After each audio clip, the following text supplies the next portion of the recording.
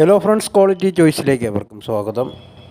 വീട്ടിലെ ടാപ്പുകളും ഫോസറ്റുകളും എല്ലാം തന്നെ ഇതുപോലെ പണി മുടക്കിയാൽ നാം എന്ത് ചെയ്യും? വളരെ സ്ലോ ആയിട്ട് വരുന്നത് കാരണം നമ്മുടെ കംപ്ലീറ്റ് കാര്യങ്ങളും സ്ലോ ആയി പോകും. ഒരു വർക്കേഴ്സിനെയും വിളിക്കാതെ തന്നെ നമുക്കിത് സിമ്പിളായിട്ട് പരിഹരിക്കാൻ സാധിക്കും.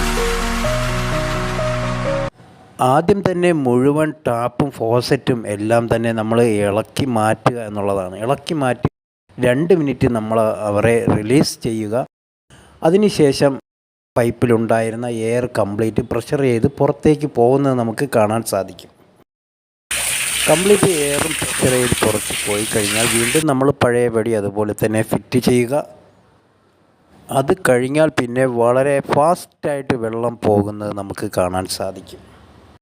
അപ്പോൾ നിങ്ങൾക്ക് ഇത്തരം പ്രശ്നമുള്ളവർക്ക് ഇത് ഉപകാരപ്പെടുമെന്ന് വിശ്വസിക്കുന്നു. അതോടൊപ്പം തന്നെ നമ്മളുടെ ചാനൽ നിങ്ങൾ സബ്സ്ക്രൈബ് ചെയ്ത് വെച്ചിരുന്നാൽ ഇതുപോലുള്ള ഉപകാരപ്രദമായ വാർത്തകൾ നിങ്ങൾക്ക് തുടർന്നും ലഭിച്ചുകൊണ്ടേയിരിക്കും. അതിനുവേണ്ടി നിങ്ങൾ ബെൽ ഐക്കൺ കൂടി ക്ലിക്ക് ചെയ്ത് വയ്ക്കുക.